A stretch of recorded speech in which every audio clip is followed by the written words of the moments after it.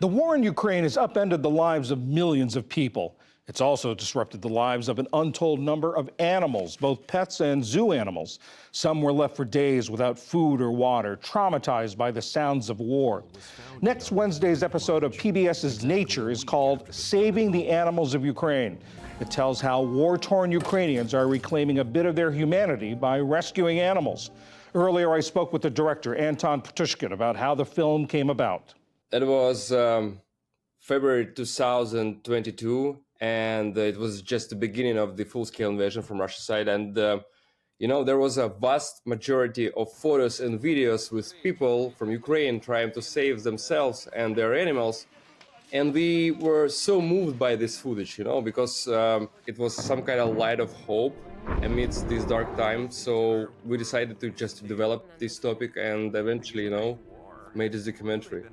You show us a lot of stories about many animals, some of them very tragic, some of them happier. One of the happier ones is about the Jack Russell Terrier named Patron. Started out as the pet for a young boy and now is actually serving his country in a way, enlisted into the war effort. Tell us about Patron and what he's doing. Basically, he's sniffing the bombs. And for me, this story is like speak volumes, because Patron was just a regular dog, he just wants to play and just to walk. But because his father, dog parent, Michael, he's a colonel of engineer troops of Ukraine, he's looking for the mines. So that's why Patron started looking for the mines as well.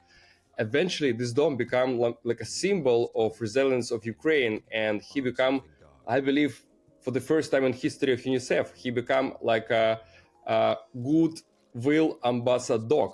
You also show us animals who've been severely traumatized. I think of the lion named Bretzel. He lived through a Russian missile barrage in Kyiv. Tell us a little bit about him. Yeah, it turned out that animals, they almost share the same suffering as people. And the story of poor lion who was being kept in a cage in Donetsk region, which is almost like a front line, and he was bombarded, this area was bombarded many times, and this poor lion, he had like severe symptoms of PTSD. He was trying to break away the cage, and he smashed his face against the cage. So eventually he was evacuated to the Spain and to the place that we can call like, let's say, animal rehabilitation center. And he completely recovered.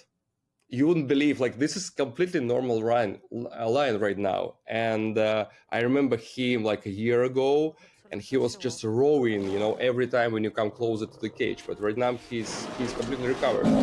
There were other powerful stories that you told about animals that went long periods of time without food or water.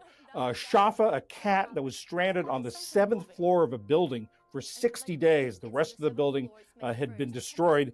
And you spoke with producer Kate Poranova, who was one of the first to spot Shafa. I came to them and said, look, guys, I'm so grateful that having so much disaster and misery around you right now with people, you find time to help animals in such cases.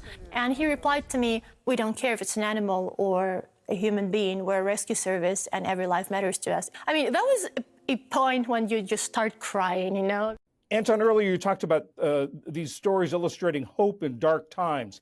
What do you think these stories say about the spirit and the character of the Ukrainian people in this dark time of war? For me, all these documentaries also about people, about resilience, and about the moral aspect of Ukrainians, because as one of the main talents of our documentary said, like, your attitude towards animals is basically your attitude towards people. You start to save animals, and then animals saved you, because they help you drastically, just to cope with the stress. And those stories, I mean, they really bring us some hope.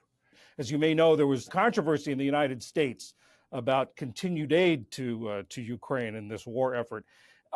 Are you hoping that this film will remind people in the United States, around the world, that this is still going on, that Ukraine still needs help and aid? Yes, that's my dream, actually. And I just came back from Ukraine, and couple days ago, I lost my friend in this horrible war. Unfortunately, you know, these stories, we people of Ukraine, we become kind of get used to. I mean, it may sound cynical, but we get used to such stories. But I believe that people of America, people in the world, after watching this documentary, yeah, they feel, you know, this idea that the war is still going, and we don't need to forget about those horrible events that are going in my country. Filmmaker Anton Ptushkin, we are very sorry for your loss and thank you for your time today. Thank you. Thank you for having me.